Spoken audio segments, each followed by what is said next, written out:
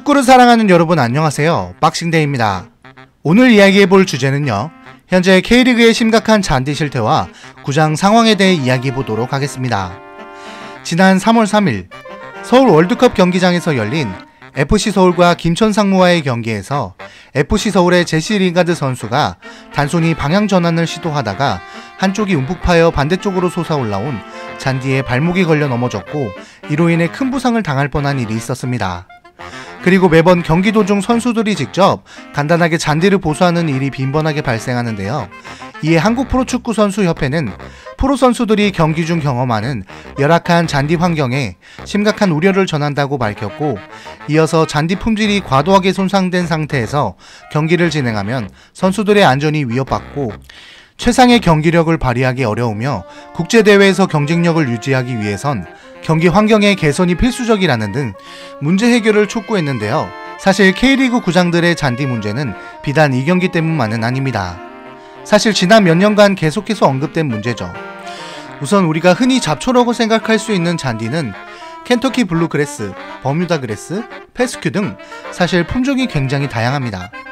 또한 어떠한 경기장에서 어떤 품종으로 경기장을 구성했는지와 어떠한 공법으로 꾸려졌는지에 대해 해당 경기장의 등급도 나뉘어집니다. 얼마 전 K리그 최다 우승팀인 전북현대모터스의 홈구장인 전주 월드컵 경기장이 아시아 축구연맹인 AFC로부터 경기를 치를 수 없다는 판단하에 잔디 상태 불합격 판정을 받아 홈경기 개최권을 빼앗겨 영예인 미르스타디움으로 결정된 사건이 있었고, 다가오는 3월 월드컵 3차 예선 A매치도 좋지 않은 잔디 문제로 서울이 아닌 고향과 수원에서 진행하게 될 예정입니다. 그리고 최근 은퇴한 선수들이나 현역 선수들이 계속해서 잔디 상태에 대해 언급하고 있죠. 이후 몇 가지 이유에 대해 이야기해 보도록 하겠습니다.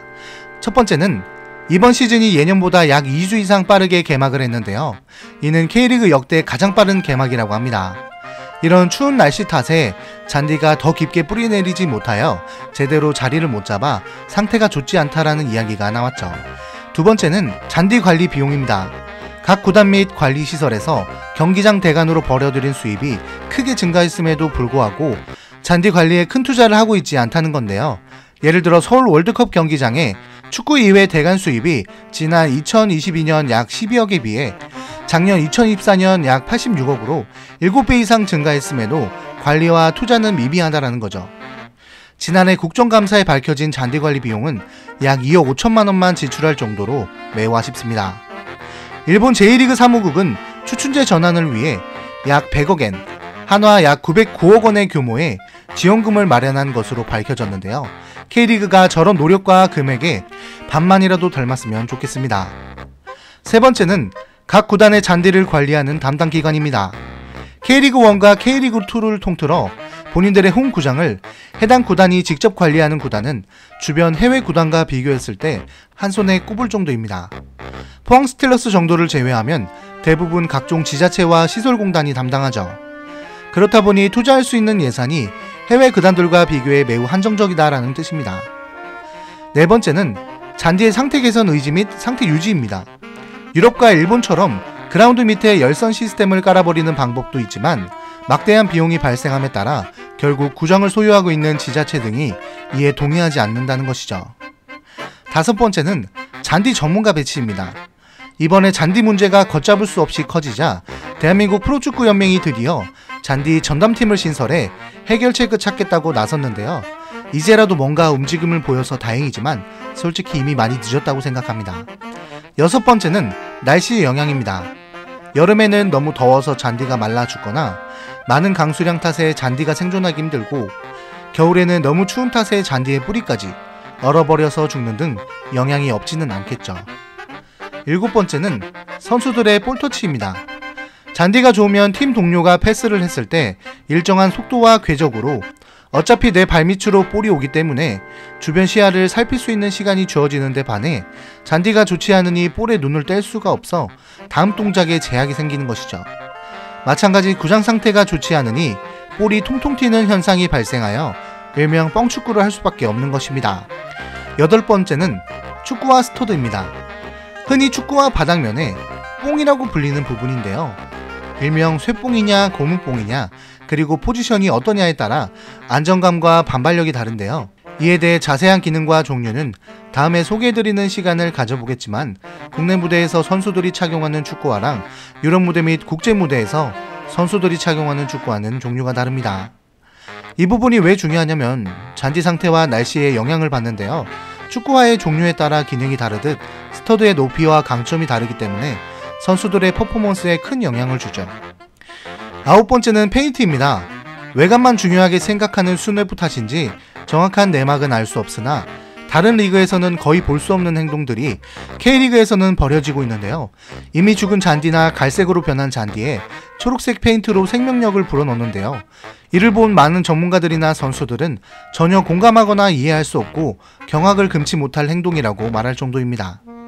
이전 K리그의 관중들이 지금처럼 많지 않았을 때 관심과 투자가 소극적이고 소홀했는데, 최근 계속해서 K리그에 많은 팬들이 유입되고 이전보다 직관을 많이 가다 보니 보여주기 식으로 이러한 행동들을 하는 게 아닌가 라는 생각이 들어 매우 유감스럽게 보이는 부분입니다.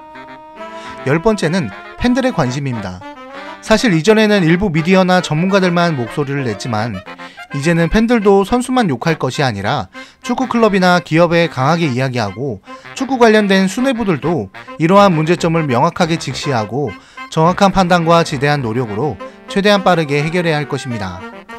이와 같이 방금 언급한 10가지의 이유와 문제를 보았을 때 개인적인 소견으로는 솔직히 다 핑계로밖에 보이지 않는데요. 중국에 선서불개 모필이라는 말이 있습니다. 명필은 붓을 탓하지 않는다라는 말이 있죠. 비슷한 말로 장인은 도구를 탓하지 않는다는 겁니다. 그렇지만 탓을 하지 않을 뿐 도구가 좋으면 좋을수록 장인의 효율과 효과는 올라가겠죠. 유럽은 2부 리그나 3부 리그, 심지어 아마추어 레벨의 구장도 잔디에 대한 언급은 아무도 하지 않습니다. 왜냐하면 관리가 지속되어 당연히 좋고 당연히 좋아야 하는 부분이기 때문에 그 누구도 딱히 이야기를 하지 않는 것이죠. 유럽의 리그까지는 아니더라도 K리그와 가까운 J리그만큼만이라도 개선 및 발전이 될 수 있다면 지금보다는 조금 더 나은 선수들의 퍼포먼스와 부상 방지를 위해 각 구단과 협회에서는 부단한 노력과 결과로 응해야 할 것입니다. 언제까지 핑계만 대고 부러워만 할 건지, 축구를 조금이라도 좋아한다면 이제는 더 이상 그냥 넘어가지 말아야 할 부분이라고 생각합니다. 여러분들의 의견은 어떠신가요? 오늘 주제는 여기까지고요. 즐겁게 시청하셨다면 좋아요, 구독하기를 부탁드리며 여러분들이 평소 궁금했던 주제를 댓글로 달아주시면 해당 의견을 적극적으로 반영하도록 하겠습니다. 다음 시간에 나눠볼 이야기는요, 축구 팬들이 머플러로 응원하는 이유에 대해 이야기해보도록 하겠습니다. 시청해주신 여러분 감사합니다.